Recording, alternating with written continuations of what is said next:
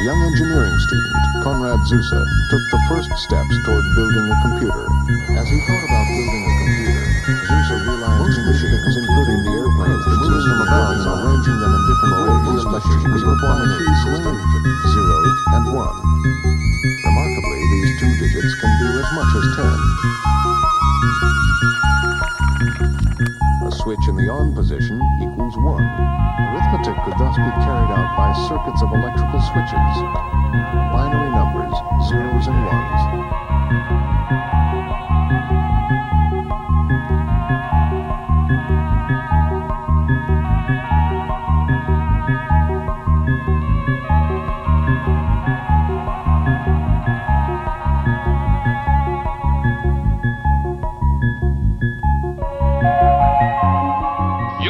The giant electronic brain made only by Remington Rand takes business statistics from magnetic tape, letters, numbers, and punctuation marks, processing them through its electronic circuits at phenomenal speeds. UNIVAC can compute payrolls electronically, then produce printed checks in a flash. Over 8,000 checks an hour with this high-speed printer. UNIVAC leads the field of electronic computing.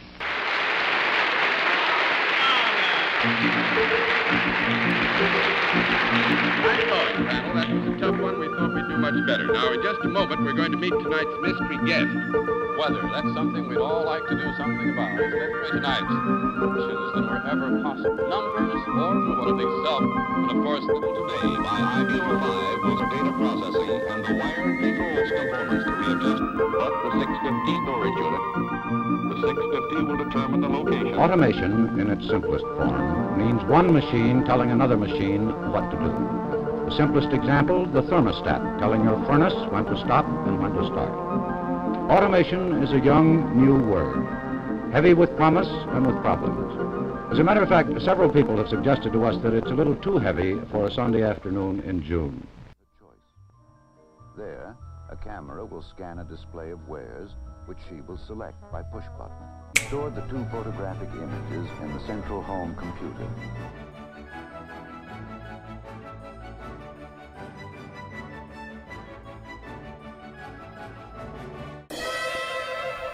This is where America's peace of mind begins. Here is a Sage Center on 24-hour alert. At its heart is a computer developed by a research team from MIT and IBM.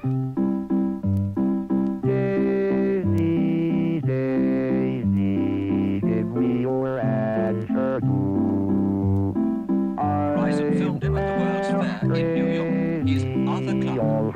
Trying to predict the future is a discouraging and hazardous occupation because the problem rarely falls between two stools. Can't afford a carriage, but you look sweet upon the seat of a bicycle built for two. Thanks for listening. Meteoroids, weightlessness, vacuum, silence, and infinity. To minimize costs and maximize safety, spaceflight systems and requirements are first simulated by computers. Long before a space mission is launched, the parameters of the mission must be calculated with the help of high-speed computers. Optimum design of the mission profile and the spacecraft can be predicted by the computer in advance using theoretical data.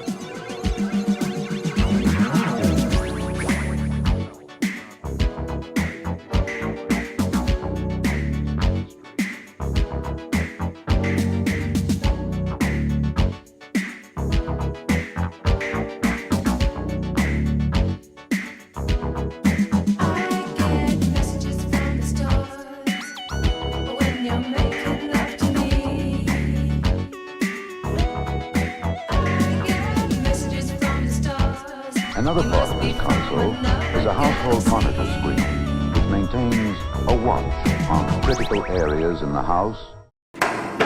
In reality, these early computers were extraordinarily clumsy. Now we load the music program, and now we can start the tunes program.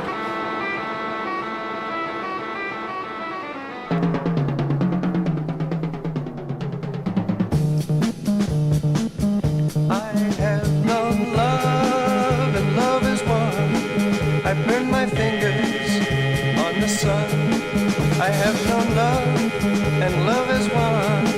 I've burned my fingers on the sun. I've been imprisoned in the moon. Early morning, semi-detached Highgate, London.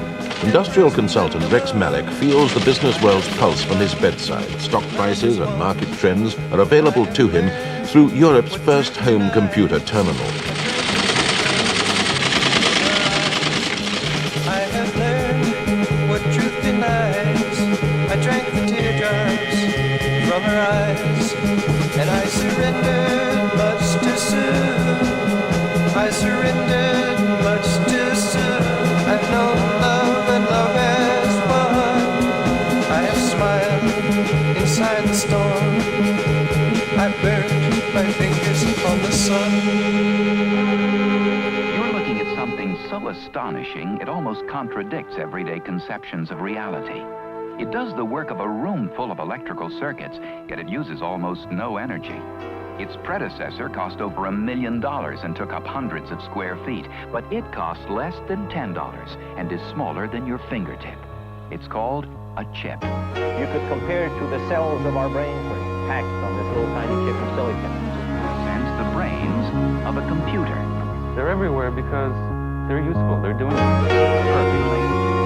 They do the drug benefits of advanced.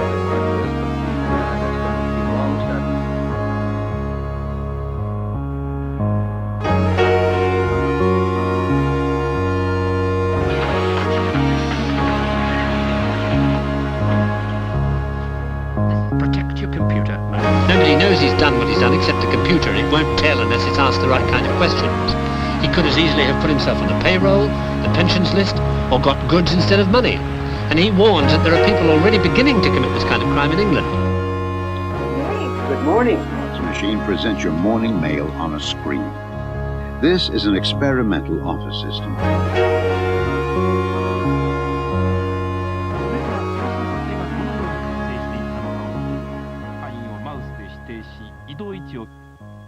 The big difference when he grows up, in fact, if we wanted to wait for the year 2001, is that he will have in his own house, not a computer as big as this, but at least information you need in the course of living in a complex modern society. This will be in a compact form in his own house.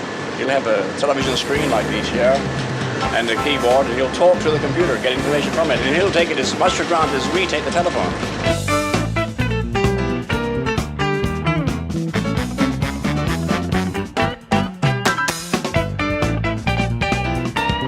Perhaps the most advanced concept at the show, however, are computer kits that can be made by amateurs for use in the home. The South Florida Computer Group has 40 members who've spent an average of $1,500 on their gear. The average person can use it for burglar alarm control. They could use it to control their heater at home. At first, there wasn't much to do on the ARPANET beyond transferring data files among its members.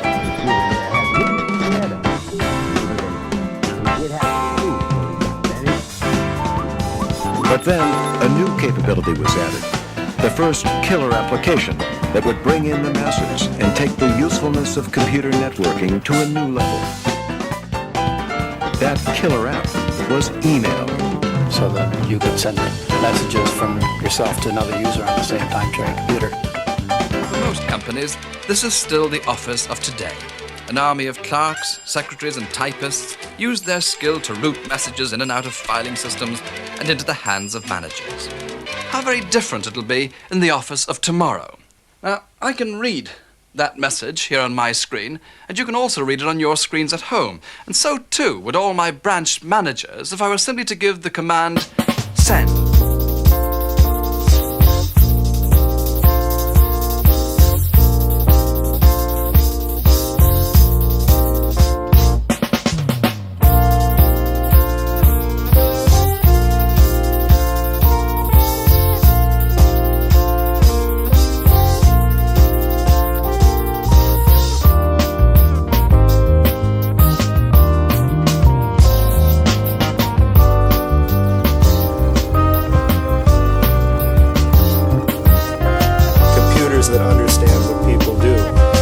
You can see, for example, one of the things we've resorted to, if you wanted, say, to work with a file on a disk, first you'd press the green key to get your blank sheet of paper, and then a key that says Files. Everybody was trying to build a better Apple. Well, somebody finally did. Lisa from Apple. So advanced it puts us right back where we started. Alone again. Soon there'll be just two kinds of people. Those who use computers and those who use Apples. All of the images you are about to see on the large screen will be generated by what's in that bag.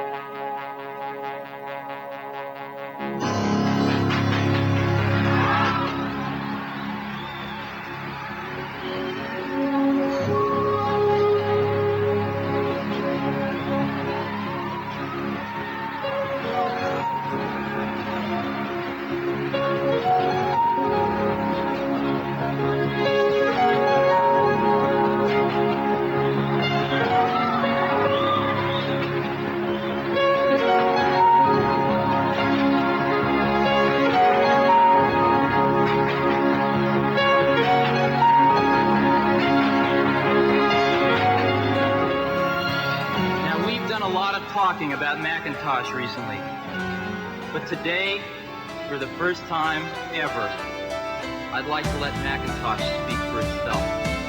Hello, I am Macintosh.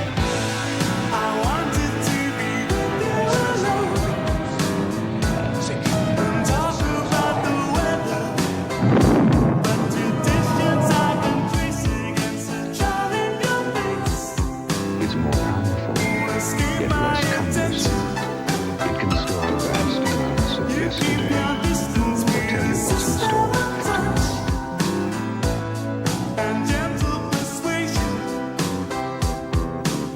This is Apple's Macintosh.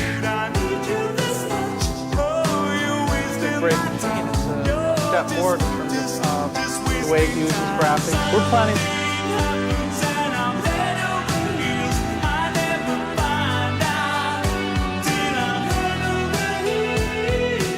It might be tough for somebody else, but it's tough for me, but I usually think them out before I start to write them, and then they're not that tough.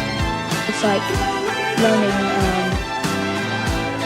some exotic language that you have no idea. Hello, Jane. I see you have your computer linked to the telephone line. I can then switch on the modem. Things are starting to happen. Things are starting to happen. Why did you buy a computer? Well, I was very interested in the new technology and didn't want to be left behind. I don't think it's only for the youngsters at school now. Are you worried about a floppy disk losing all your accounts receivable? No. In this case, one less thing to worry about. I think I'll start off with the kick. That's the sensible one. So, write that.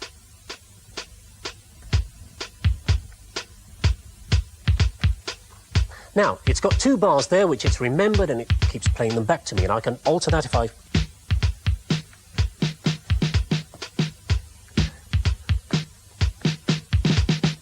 A bit messy, but never mind. I could tidy it up later on. Now, I'll add something on top of that.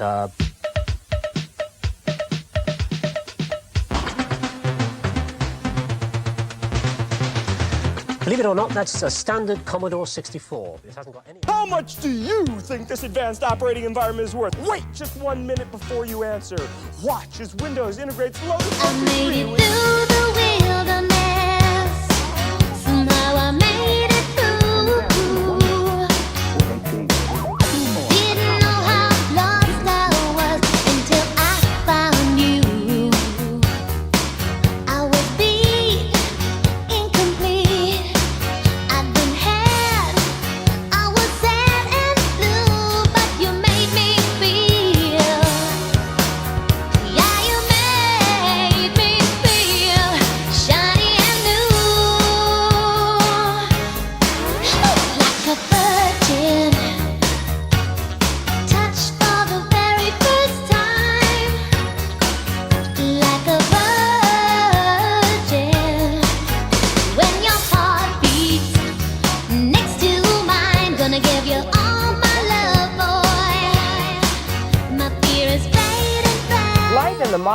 world has a new anxiety these days. Just as we've become totally dependent on our computers, they're being stalked by saboteurs. Saboteurs who create computer viruses. The Defense Department, universities, and research centers are still recovering tonight from a computer virus that brought a nationwide network to a standstill. It spread very quickly.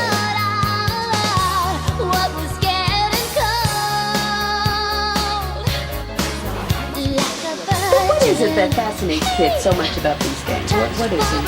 The adventures and all that. It's when they're bored, they have something to do instead of spending quarters.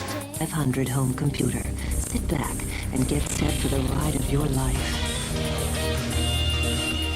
I am the Commodore Amiga 500. I am the ultimate home computer. So easy to use, with powers and abilities far beyond anything.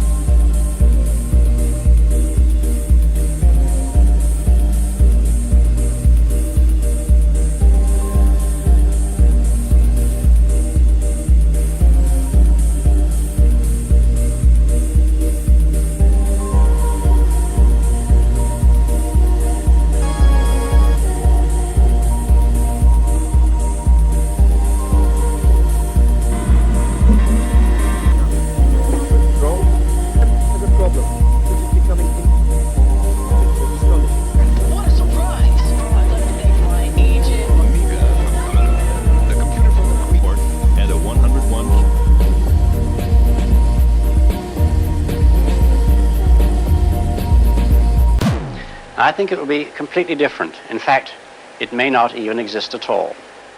Oh, I'm not thinking of the atom bomb and the next Stone Age. I'm thinking of the incredible breakthrough which has been made possible by developments in communications, particularly the transistor and, above all, the communications satellite. These things will make possible a world in which we can be in instant contact with each other, wherever we may be, where we can contact our friends anywhere on Earth, even if we don't know their actual physical location. It will be possible in that age, perhaps only 50 years from now, for a man to conduct his business from Tahiti or Bali just as well as he could from London. In fact, if it proves worthwhile, almost any executive skill, any administrative skill, even any physical skill could be made independent of distance. I am perfectly serious when I suggest that one day we may have brain surgeons in Edinburgh operating on patients in New Zealand. When that time comes, the whole world will have shrunk to a point, and the traditional role of the city as a meeting place for man would have ceased to make any sense. In fact, men will no longer commute, they will communicate. They won't have to travel for business anymore, they'll only travel for pleasure. I only hope that when that day comes, and when the city is abolished, the whole world isn't turned into one giant suburb.